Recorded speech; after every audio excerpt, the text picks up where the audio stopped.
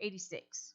We left Central Bible College, came back to Peoria area, and ended up in a little church in Toluca, Illinois, which is north of Bloomington Normal. And we both were in education and doing ministry as well.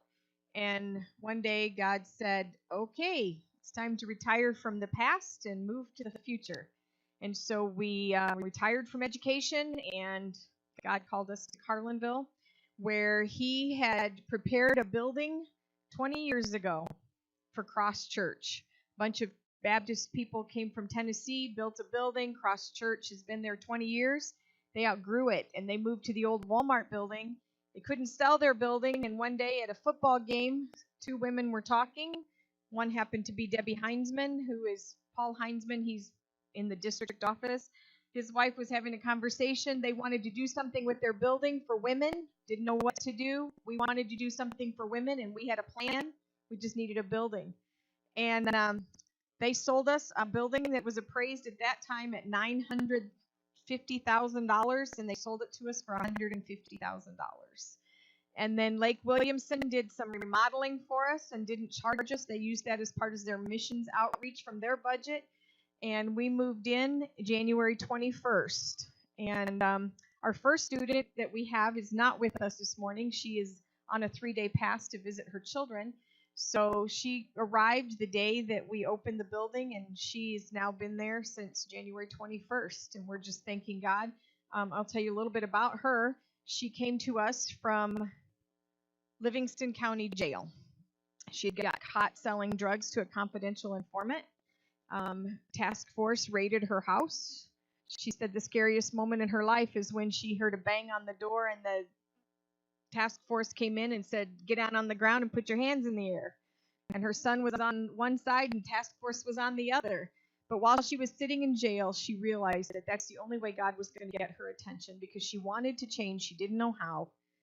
But God met her at the jail. And her aunt heard about Adult and Teen Challenge. We went to the jail. My first experience walking into a jail to talk to somebody, a little scary on my part, but they didn't keep me, so that was good. So when she was in front of the judge says, I can sentence you to 5 years in prison, but I've seen such a change in you. I want you to go to Adult and Teen Challenge. I want you to finish that program, so that's part of her probation. And today, she feels called of God to be a minister. And it is amazing transformation, and I wish you could meet her, but you're going to get to meet somebody else. So in Carlinville, my husband is from Illinois and has always wanted to live there, so God is honoring his wish. The biggest thing about Carlinville is it's very swampy there. But you know what? God said go, and you go. And it's a privilege to serve the women that God has sent to us. And so what is Adult and Teen Challenge? Adult and Teen Challenge is a 14-month faith-based residential recovery program for women with life-controlling issues. Right now, most of that that we have in the house is either drugs or alcohol. They go to detox before they come to us. And then once we get to the program, once they walk in the building, over the course of the 13 months that they're there, we have discipleship program. We have classes. They read through most of the Bible. They memorize like 175 verses that are geared towards who is God, and why do we love him, and why does he love us, and how can he help me, and how can I help him? How can I serve him? And so through the course of the year, we watch them grow and mature in Christ. And so one of the things that I have on my wall is a plaque that says, if you have a pulse, God has a purpose. And it doesn't matter what God calls you to do in this world, it is a purpose that he's called you for. And if you look at Psalms 139, verses 13 and 14, to summarize that, it tells us that we are all knit together in our mother's wombs. We are fearfully and wonderfully made. And so many times in this society, people tell us that if we don't look a certain way, or if we're not built a certain way, or we don't have a certain color of hair, that we're not wonderfully made. We're too skinny, or we're too heavy, or we're too tall, or we're too short. But God said he formed you in your mother's womb.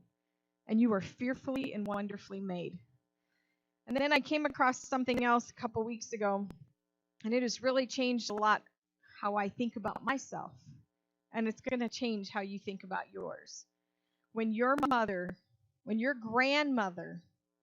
was carrying your mother in her womb, that baby, your mother, had every egg she would ever have.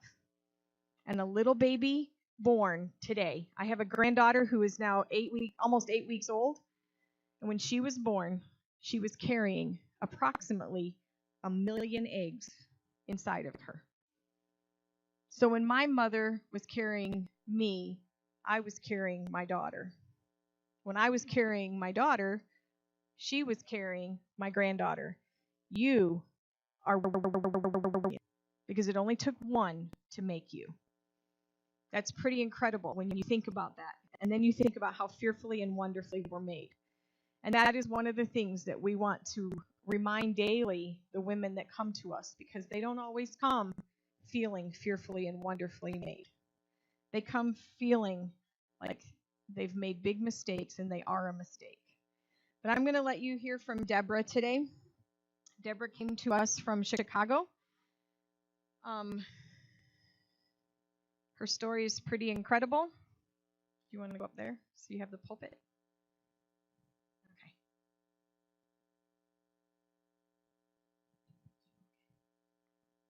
Good morning, everyone. Thanks for having us here. Hello, my name is Deborah, and I call myself alone, lost, and drowning.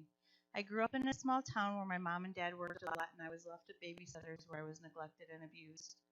I tried to talk to my parents about what was happening, but they didn't want to hear it. So relief came when I was old enough to take care of myself. My parents also fought and drank a lot. I would escape all this by going to church as often as I could. I could have talked to people there, about my home life, but I chose not to, because when I was growing up, I was taught what happens at home stays at home. While attending church, I met someone who listened to me and showed me affection. I became pregnant at 17, and I had a beautiful daughter. We felt obligated to get married. We were both very young and had no understanding of how marriage should work. During this time, I lost both my parents, and even though I didn't have a loving and nurturing relationship with my parents, it was hard to know that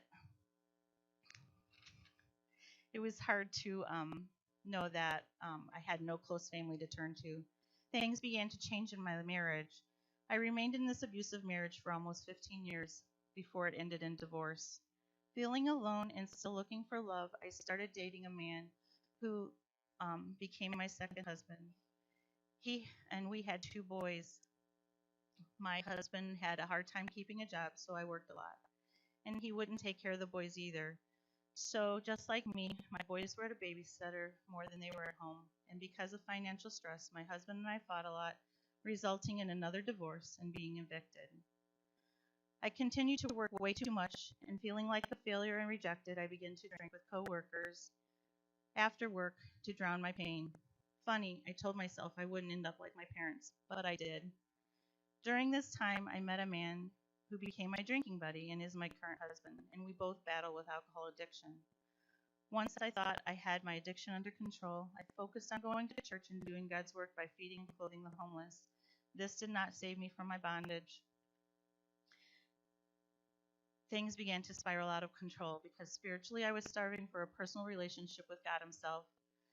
I was ready to drink myself to death, and due to my addiction, I found myself homeless and completely broken. Then my pastor came to me and opened the door for Adult and Teen Challenge.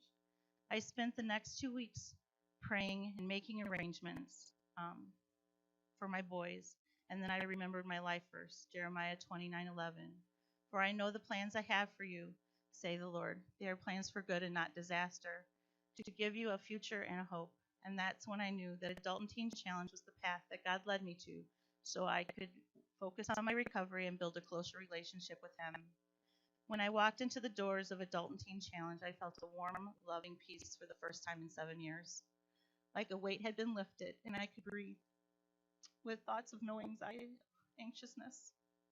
Since being there, I've been able to focus all my energies and forgiveness and closing doors on past hurts and not living in denial. and moving forward in the walk with God as my center. For it says in Colossians 3:9 and 10, do not lie to each other, since you have taken off your old self with its practice and put on a new self, which is being renewed in the knowledge in the image of its creator. I have also become a praying wife and a mother, and I have put my trust in Jesus, knowing that he loves me and will take care of us, because he says in Isaiah 41:10, I will strengthen you and help you, and I will hold you up in my victorious right hand. I am no longer lost. I'm no longer alone. I'm no longer drowning, because Jesus has filled my emptiness and removed my humiliation, put me in reach emotionally with others, and has made me whole. For it says in Philippians 1:6, be confident of this, that he who began a good works in you will carry you on to completion until the day of Jesus Christ. And today, my name is Deborah, and I have been declared victorious in Jesus Christ's name.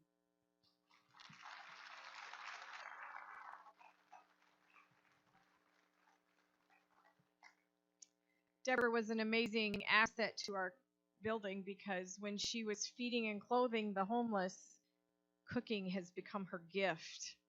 And it has been amazing having her in the building and just watching her grow. She worked hard in her church. She did a lot of stuff, but the whole time she was working hard, she was drowning.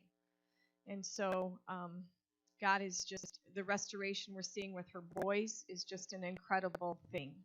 They are forgiving her, they're loving her, and it's just it's crazy to watch God work in that way, but it's also amazing. So our second student you're going to hear from today is our youngest student. She also came from Chicago area, and I'm so proud of what God is doing in her life. So Bridget, you're going to come and tell your story.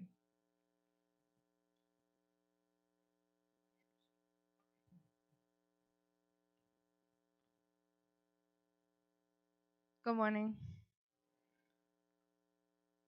Okay, my name's Bridget. When I first filled out the application for Adult and Teen Challenge, I became very afraid and I ran. I spent the next 3 weeks doing everything I could to make sure I wouldn't get out of the hole I was digging for myself. I didn't realize then Jesus had left the 99 to pursue me. I finally realized that nothing was making me happy, and then I finally agreed to come to Adult and Teen Challenge. When I walked through the doors of the center July 18th of 2019, I begged them to take me home, but I knew I didn't have a home, and I knew deep down I did not have a choice but to stay and get the help I've been needing for so long. My first 2 weeks was so rough for me because I was still craving the drugs and men that was ruining my life, but while I was here, I knew I was safe. But I still couldn't stop the battle going on inside my mind and body because I was craving everything I had left back home. I was drawn to stay here because what I had here was greater than what I had there. Romans 5 through 6, 5, 3 through 6 says, not only that, but we rejoice in our sufferings, knowing that suffering produces endurance, and endurance produces character, and character produces hope, and hope does not put us to shame, because God's love has been poured into our hearts through the Holy Spirit who has been given to us. I'm being introduced to a normal I've never known. Who knew normal could be so full of love, peace, joy, and a sound mind? The only normal I had known was broken relationships, instability, fast and easy fighting and molestation. You see, at the age of 14, I became pregnant and was well on my way to passing my normal onto my child. I was a new mom. I had no clue what I was doing and no guidance. Of course, I turned back to the party scene. Unfortunately, I went to a kickback one night where I happened to be the only female. I thought I'd be okay, but I was wrong. I drank too much, and as a result, I woke up with 3 men standing around me. They did what they wanted to me, and I was never the same.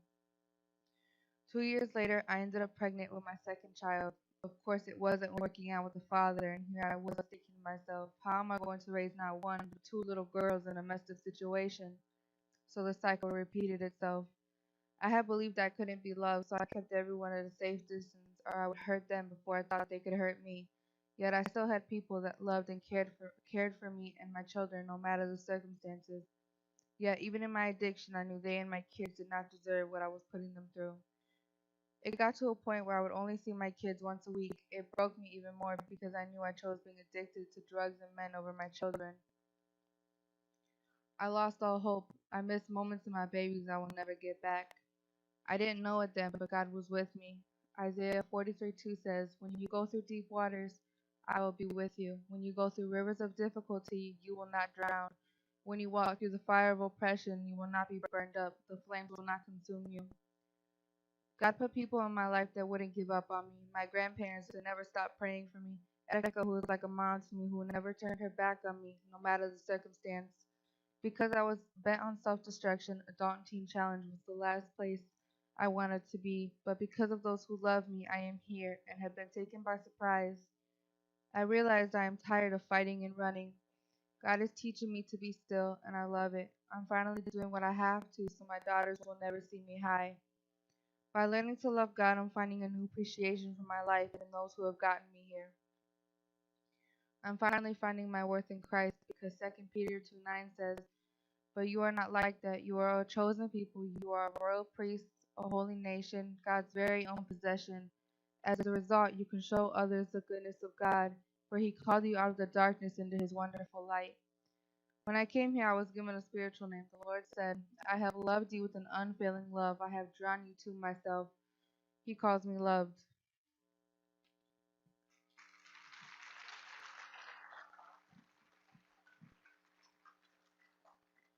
On Saturdays when we're at the center, all the families can come and visit on Saturdays from 1 to 5.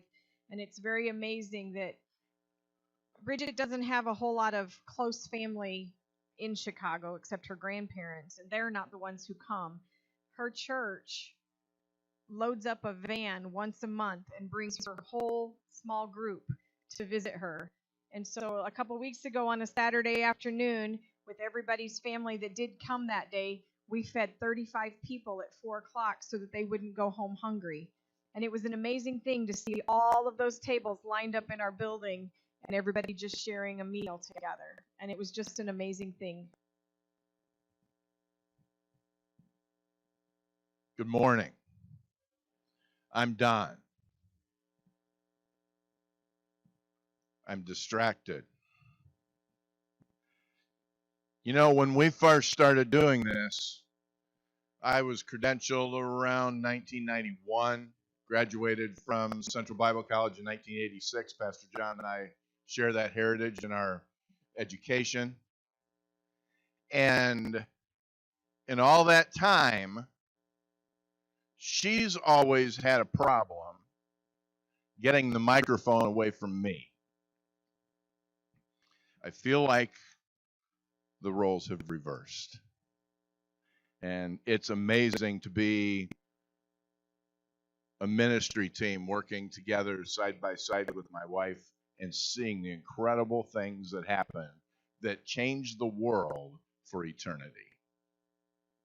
Because what happens when Jesus comes in and he interrupts what's going on in a lady's life that's gotten off track or has never been on track to begin with, things begin to change. Things begin to change. There's a new history book being written. And within days, the lady that we saw came in looks physically different as God begins to say, "Let me take your hand and let's walk together." The future of children begins to change. And the multiplication of that into the future is unbelievable. Somebody asked me when we decided and we made the commitment to lead this ministry. I've been in ministry all my adult life and some even back into my teen years.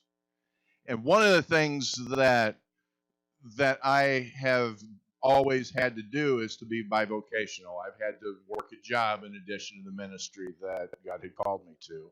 This is the first time at 56 years old that I no longer have to do that. And I retired. She also retired from 20 years in public education, give or take a little bit.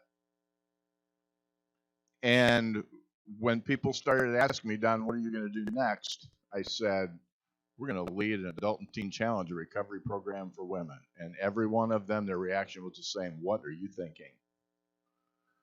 You're going to have your first grandbaby soon. Why wouldn't you say, I'm going to take it easy. I'm going to spend time with my family. I'm going to enjoy my grandkids. See, the call of God changes things. And it really doesn't matter how young or how old you are. It doesn't really matter what you've done in the past or what you'd like to do in the future. When God puts a seal upon you, you can do one of two things. You can be miserable for the rest of your life and reject that call, or you can say, not my will, Lord, but yours be done.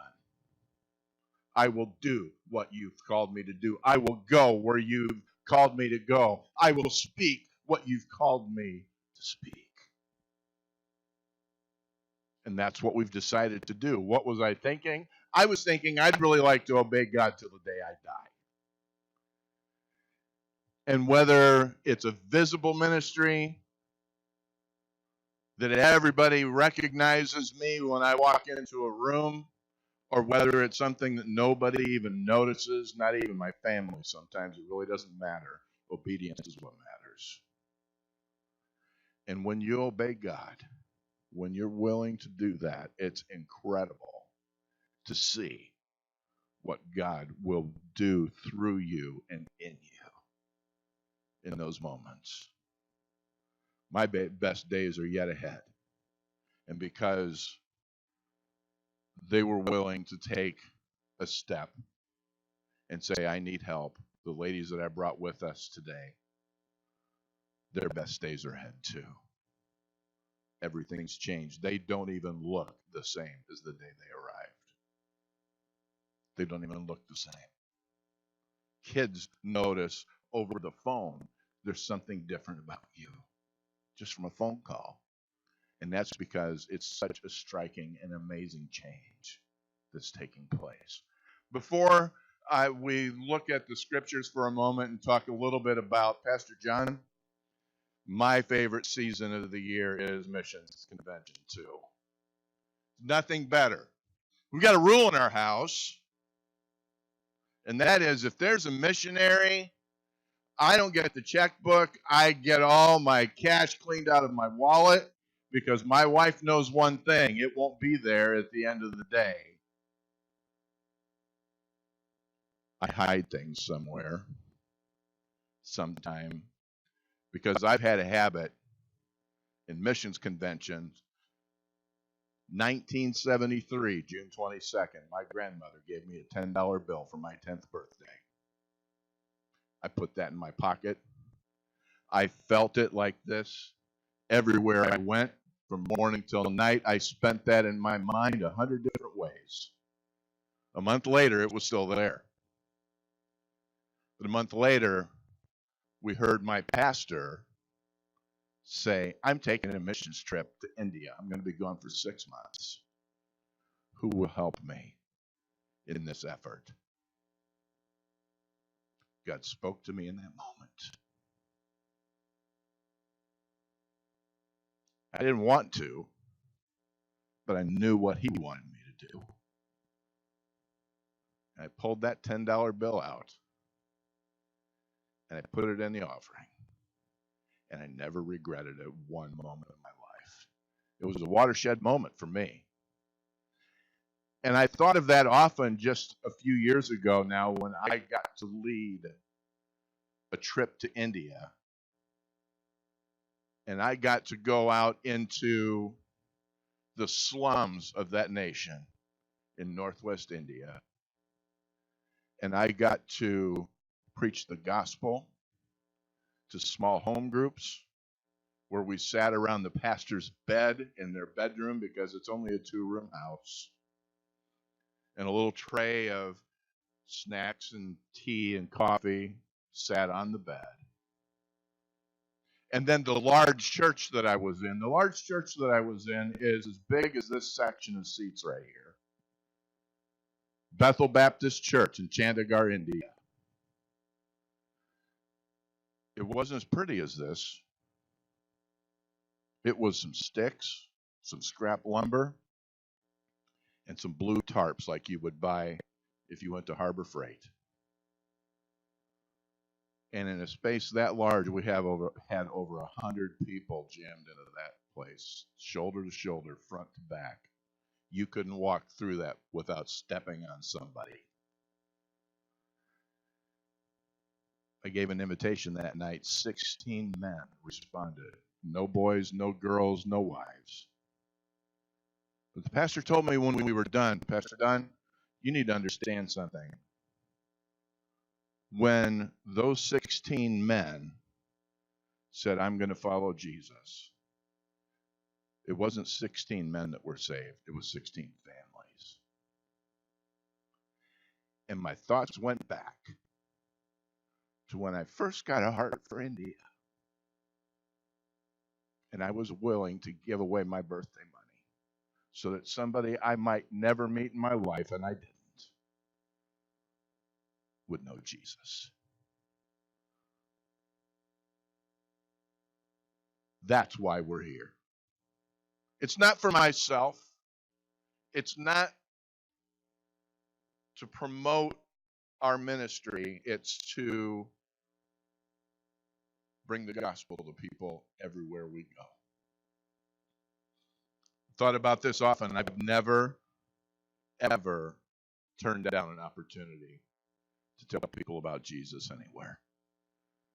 And I've found those opportunities in places you would never imagine. I found it in India. I found it in the school gym of the school that I taught, and one of our staff members died. And I preached her funeral, an open casket funeral, with her casket on the free throw line.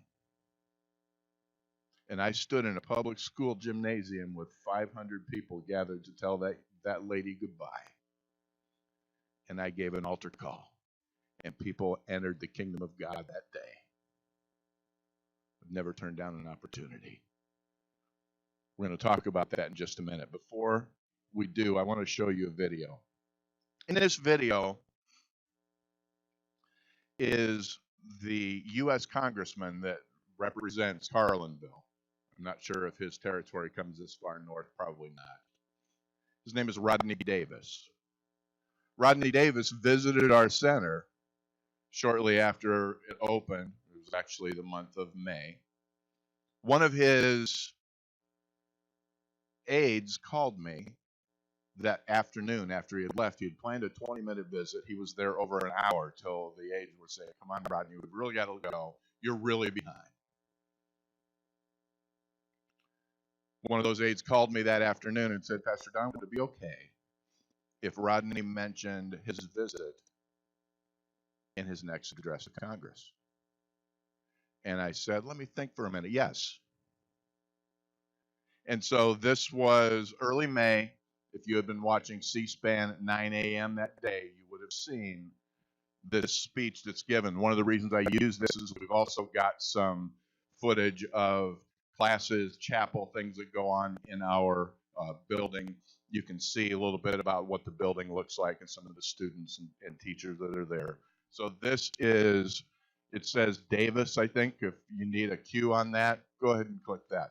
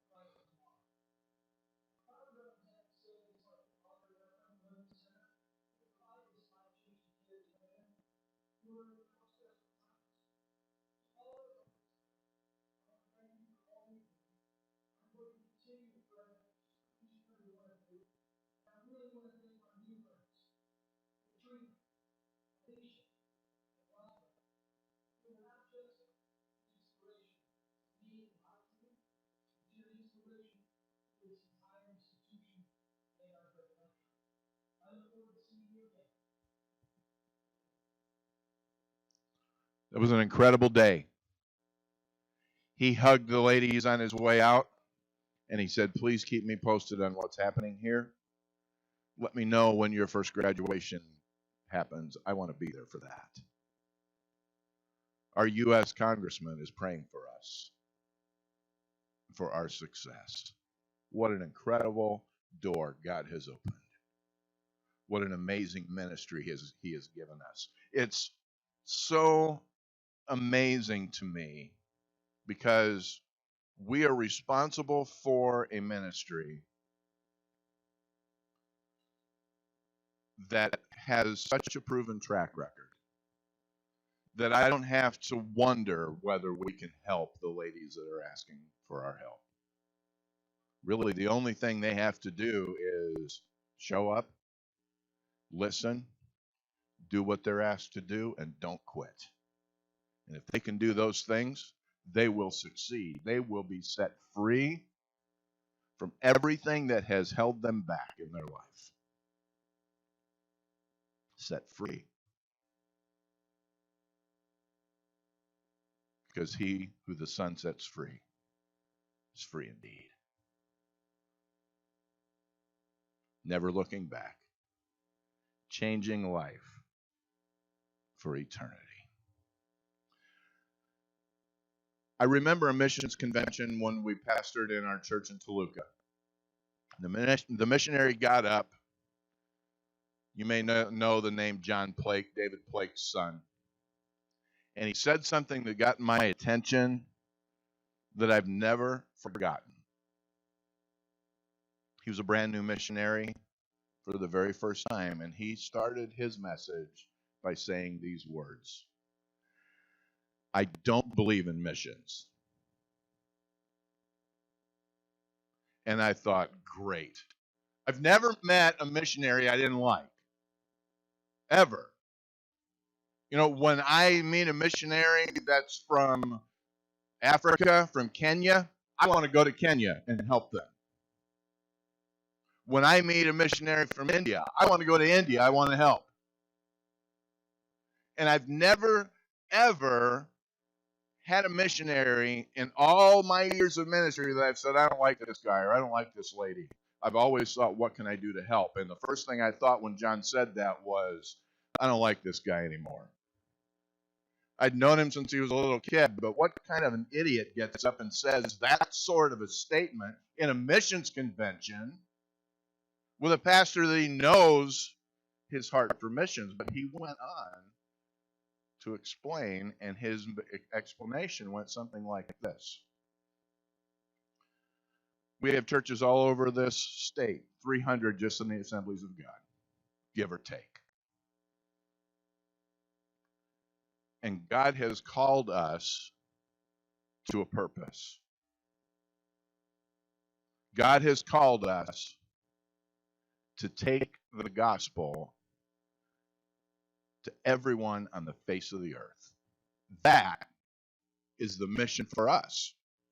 That's the mission for the Industry Church. That's the mission for Carlinville First Assembly. That's the mission for Naperville Calvary and every church in between. And I began to realize as he began to explain that I didn't disagree with what he had to say. I don't believe in missions because the church has one mission, and that is to take the gospel to the ends of the earth, to bring every single individual the message that there is a loving God that has a purpose for their life. And that mission is the same no matter the size of your town, no matter the size of your church, no matter whether it's a special ministry like ours that works with a certain group of people that's not in a geographical area. See, we have a mission. In fact, it's the very reason the Assemblies of God was formed, was to take the gospel to the world. It's our reason for existence. And because this is an Assemblies of God church, that is, in the end, the existence the reason for existence of this church. We don't have missions. We have one mission. One mission. Now, if you look around here today, what do we have here? Somewhere in the neighborhood of 85 to 100 people, probably. If you count the kids, we're going to be a little higher than that. Quite a few of them went out, didn't they? So let's just say 100, just for the sake of argument. Is it possible for us to reach the world, to fulfill that mission, the people in this room right now, if there are 100 of us here? The answer to that question, folks, is yes. The answer is yes. We have a mission, and God has equipped us, and He has enabled us to fulfill that mission. Let me tell you how that could work. When I say, you know how many people there are in the world right now? 6 billion plus? A lot of people. Might seem impossible. But if we started with 100 people in this room right here, and God planted it in our hearts today to reach one person this year, in 2020, one person, and disciple them, and for God to place in their hearts a desire to do the same the following year.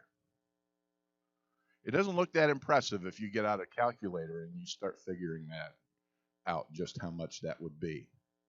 But I'm here to tell you that today, with the number of people that we just defined, 100 people in this room, if 100 people would do that, just reach one person a year, in 34, 35 years, there would be no one left to reach.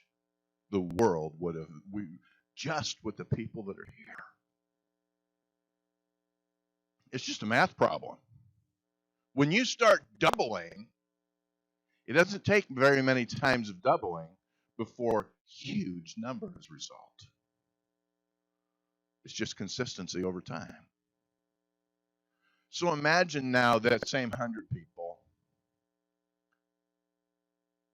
Who's been to Kenya?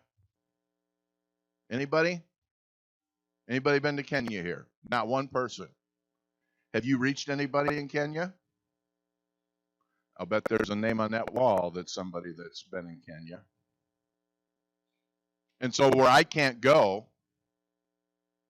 I reach in my pocket and I take out my $10 bill and I put it in the offering for someone who's headed for Kenya.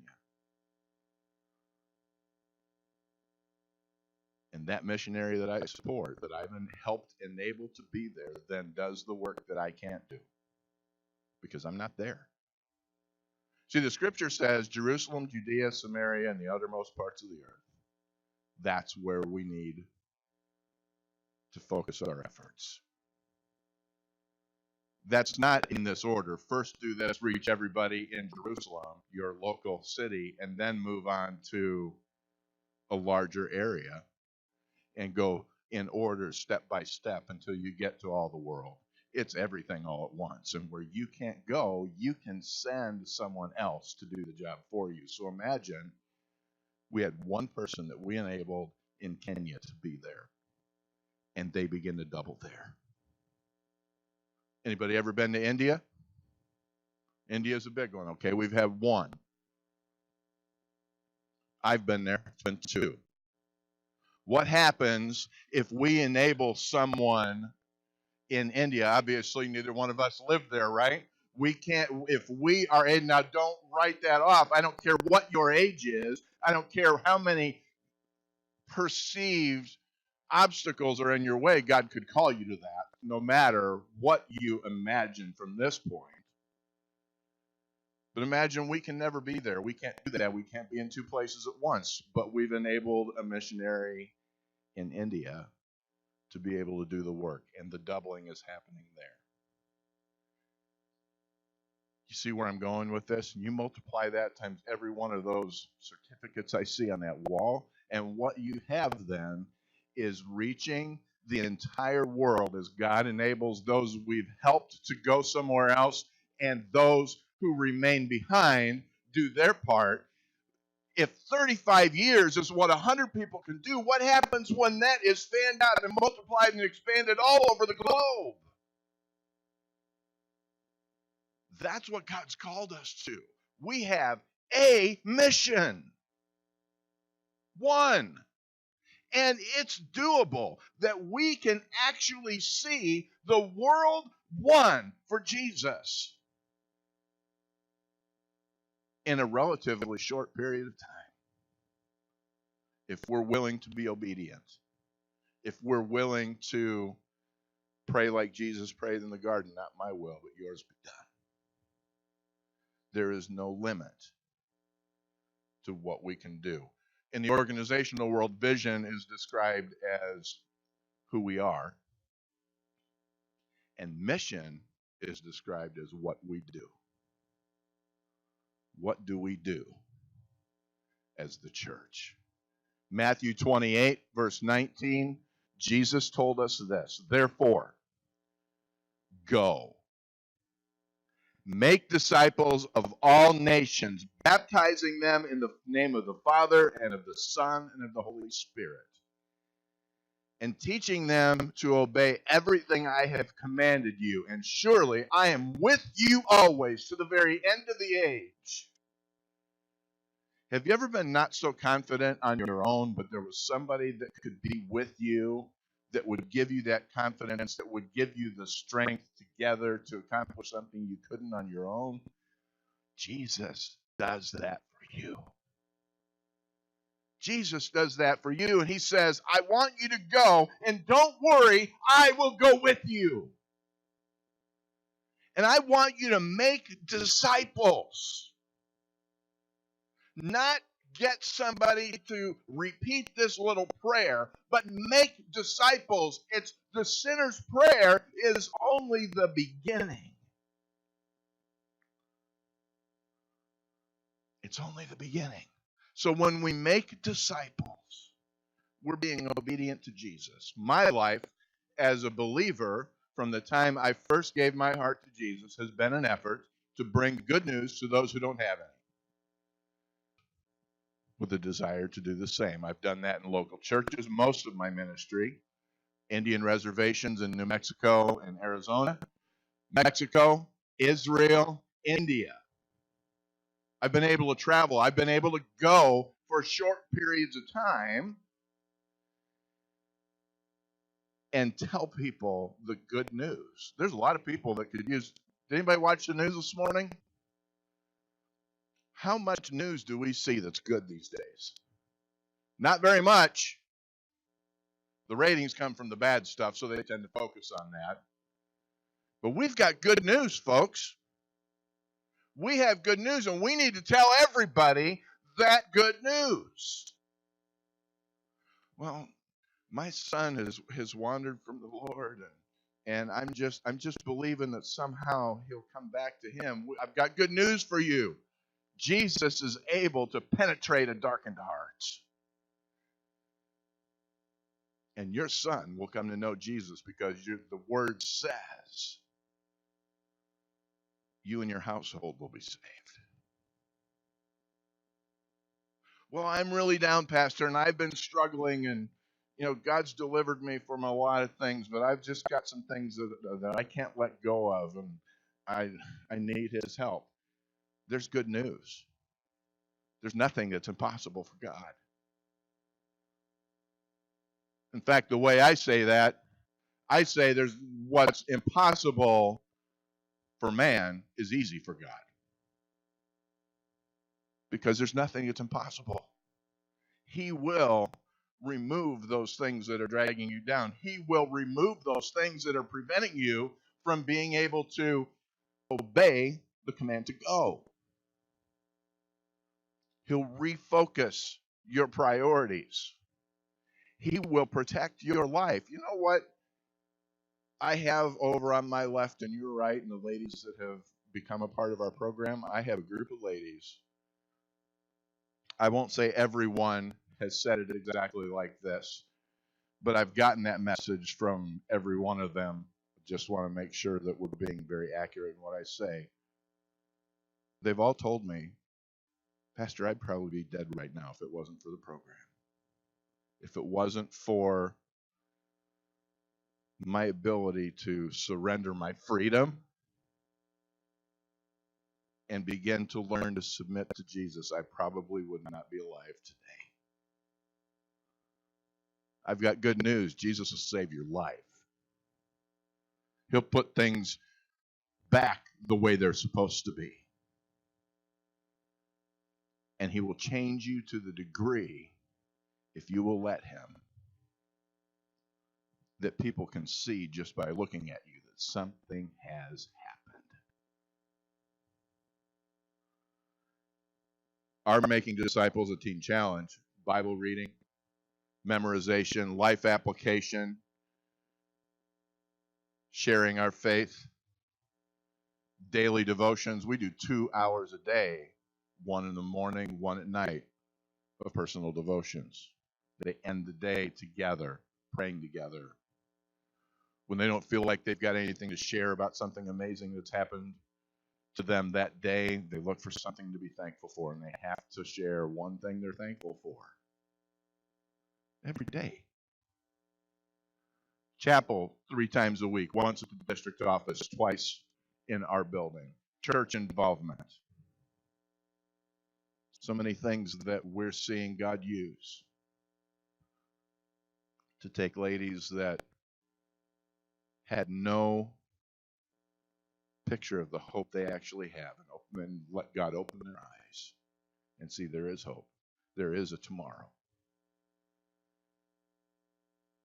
Let them see, if you've still got a pulse, God still has a purpose for you. Good news, it says, the creator of the universe loves you and wants to know you and wants you to know him. He wants to take that burden from you. He wants to take out that heart of stone and replace it with a heart of flesh. You know how I know that that's happening daily? Because I see the tears that are the evidence of that. The tears that began as of tears of despair have become tears of hope. As God thaws their hearts out and begins to give them a purpose once again. He's saving lives.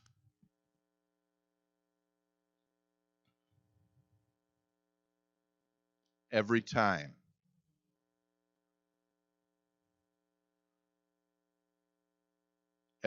you pray for us,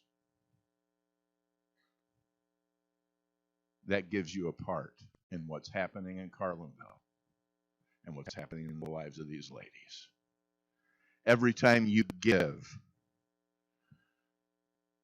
to the mission emphasis and the mission effort in this church, you are going. You're going. You're going where you can't go.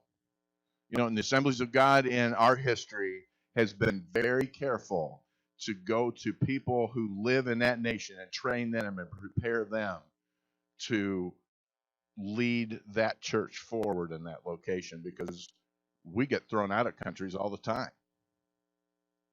There's all kinds of things that happen that the government will say, you've got to get out. And we leave behind a structure that can continue the effort that's there, that they're their own people.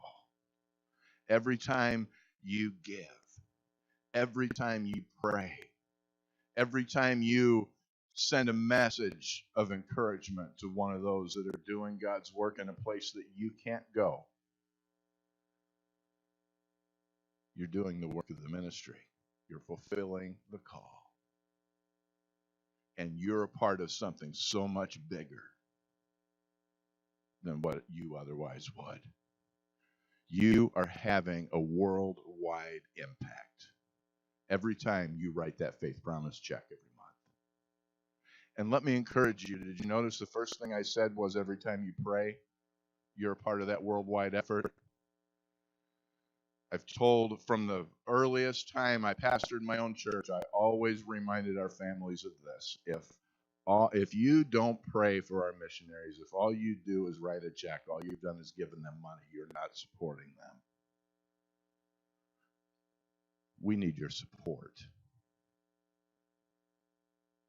It would be so wonderful to know, to hear a testimony from one of you one day, from someone to call the center and say, Pastor Don, I don't know what's going on, but God woke me up.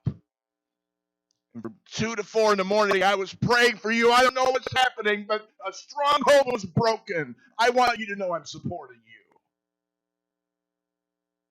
Are you willing to support missions?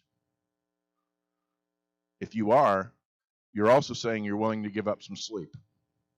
Because if you say, God, make me the first one you wake up, He will answer that prayer. I had a lady.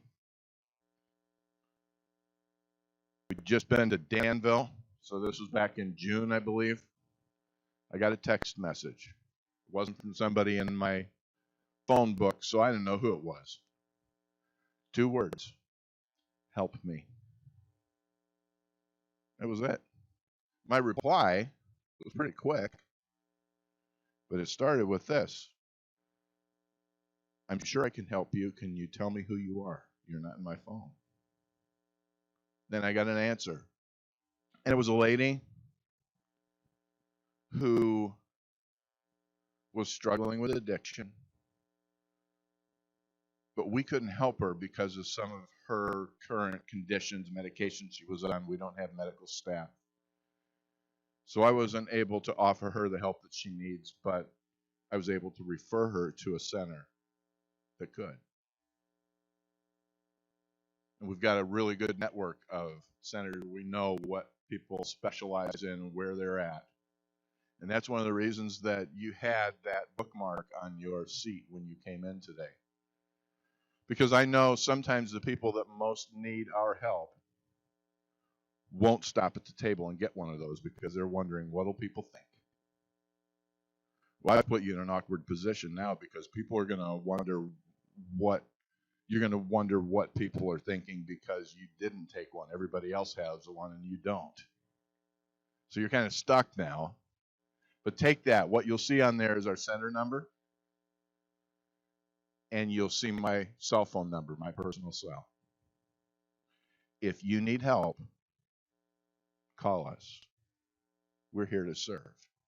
We can't help everybody, but we know in just about every single case, we can refer someone that we can't help to somebody that can.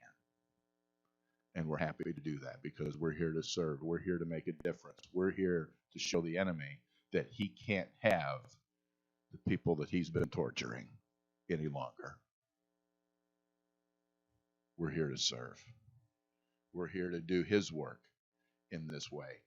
On the back of that, there's a place, an explanation of our Team Hope plan. You can look at that if you would like.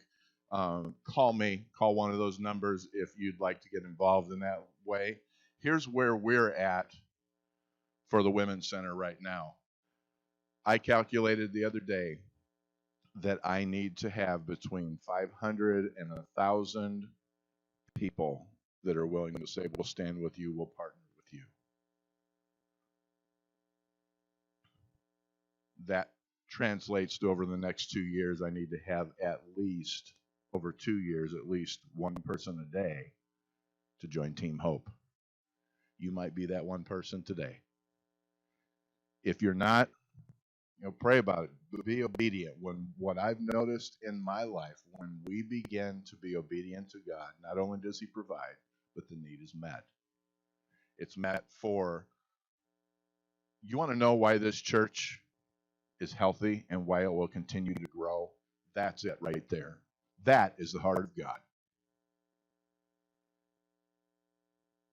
I've pastored churches that I've tried to do exactly what I can see in a heartbeat that Pastor John is doing here to help you understand God's heart. But in a lot of cases, my people didn't embrace it, didn't receive it, weren't obedient. And while that's how big our heart was, because that's God's heart, we didn't need a wall that big to display all of ours. Thank you for allowing your pastor to give you a glimpse of the heart of God. And thank you for being bold enough to say, I want God's heart.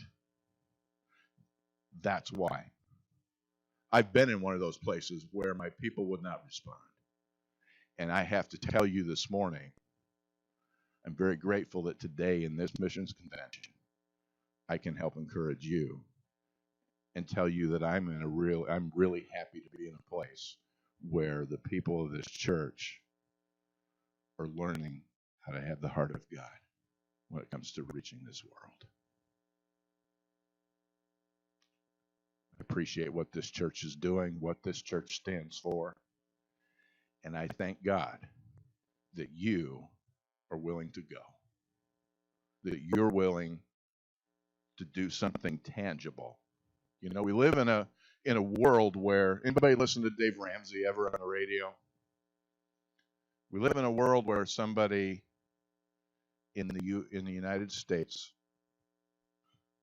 today is willing to go into debt and make payments of an average of $500, I believe it's $515 a month for an automobile.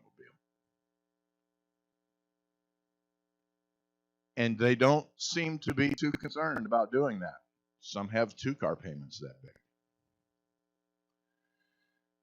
And then some of those same people will sit in a moment like you have before you right now and say, well, I just really can't afford to do anything more than I am. Listen to God's heart. Obey Him. Be willing to do something you've never done. We continue to do the things we've always done, and we will continue to get the results we've always gotten. Do we want more? We need to be willing to do more. Let me encourage you in that. You've already got the heart.